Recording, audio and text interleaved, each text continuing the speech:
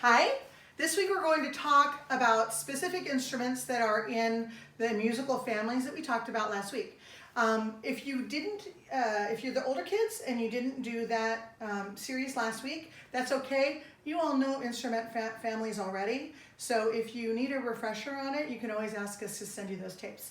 But what I wanted to do was, I've got these great helpers. See, I've got Helper Joel and I've got Helper Chance. And they both have instruments that they love playing. So we can look at specific parts of these instruments and see exactly what they're like, okay? So first of all, we're going to talk about guitars in the string group, the string family. There's two different kinds of guitars here. We have an acoustic guitar, which just means that there's no electric stuff involved with it. Acoustic is a fancy word for just kind of plain or unhelped. The air does it for you. And then over here we have an electric guitar where it's helped out by something called an amplifier. So we're going to talk about that one in a minute. Right now we're going to talk a lot about this one. So if you'll come over to me, we're going to talk about the parts of this guitar. Hey, what's this thing around your neck? A strap. What's it for? To hold the instrument up. So it's not just for carrying it around. No. It's to hold it up, because if you didn't... Well, it would fall. Oh, well, we don't want that now, do we? So first you need a strap, right? It's easier to hold to play. Okay, cool. All right. Now some instruments actually sit on your lap, like a harpsichord or on a table. That's a stringed instrument also. But this particular kind of instrument is meant to be worn, played in front of you. Okay, so what's this for here? This is the head.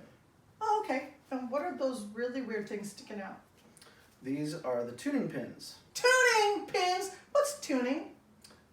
Tuning. It's to make sure that the strings are... Oh, what are these called then? Strings. Oh, there's a strings. Yes. So there's a string and there's a tuning pin. Attached to the tuning pin. And the tuning pin can help the string to either go higher or lower. Ooh. To make sure it's in tune. Show me that.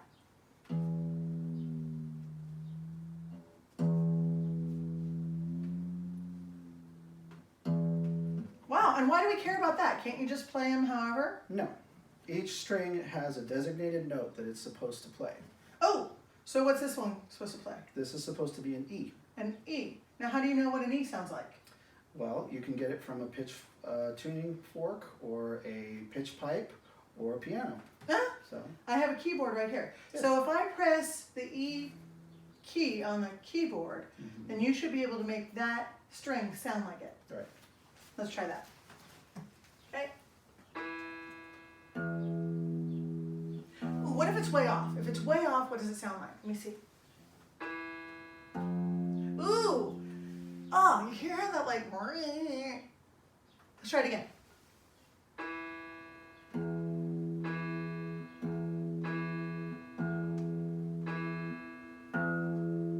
It sounded pretty good. Is that about right?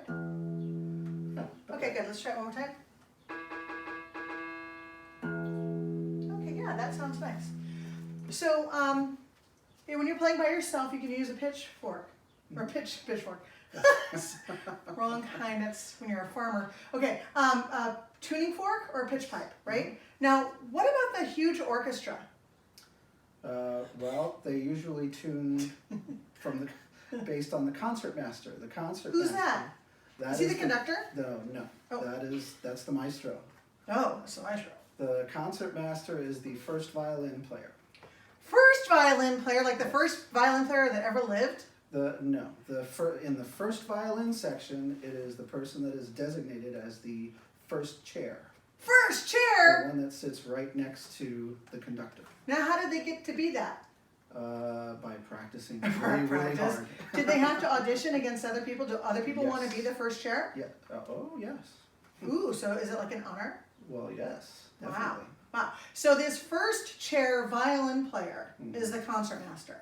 In an orchestra, yes. And so they go ahead and they do what? They start off by playing an A. An A? What's that? That would be, let's see. Where's my A? It's this one here. Yeah. Mm-hmm. Yeah. An A? That's right. All right. Okay. So an A string. Okay. that right? No. Or is it the other direction? It's this direction. Ah, it's that one. It seemed wrong. Okay, that's There you good. go. Okay, so correct. So now some people out there in the world have something called perfect pitch.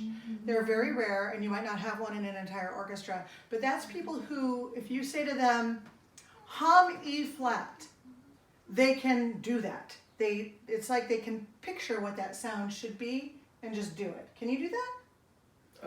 If I say to you, hum a C, C? I don't know if I could do it. I could pick it out off the top out of the my air. head, but- See, most people can't. Even really good musicians can't. So, so that's why we use the tuning fork, pitch pipe, or a piano. The piano also has to be tuned. So when the piano is tuned, they would use a pitch pipe for that. It's a little item that's been calibrated to make certain types of sounds. And I'm going to actually show you one of those in one of the coming weeks. I'm going to get one because I want one. Okay. Once everything is tuned, let's talk about the rest of this guitar here. So what's this called? The neck. The neck. And then what's this? Oh, so this is head, neck, and then what's this called? The body. Body. Okay, kind of shape like Mhm. body. All right. And then there's this hole in it. What's this made out of? Wood. Wood. Ah, wood. Wood resonates really well, right? So a handmade instrument is definitely going to be made out of wood. Oh yeah. A good instrument. You might have a ukulele or something that's made out of plastic, but you're almost never going to see a guitar made out of plastic or anything else. Electric guitars can be made out of fiberglass and some other kinds of materials, but we'll talk about that in a minute. So, so here we've got a wooden guitar. Now there are master instrument makers out there that hand make the instruments, and each one has its own specific sound called timbre, and that's like the same thing with how everybody's voices sound the same or sound different, and zebra stripes are all different. So every independently made instrument should sound slightly different, even though it's playing an E or playing an A. It's going to have its own richness of sound.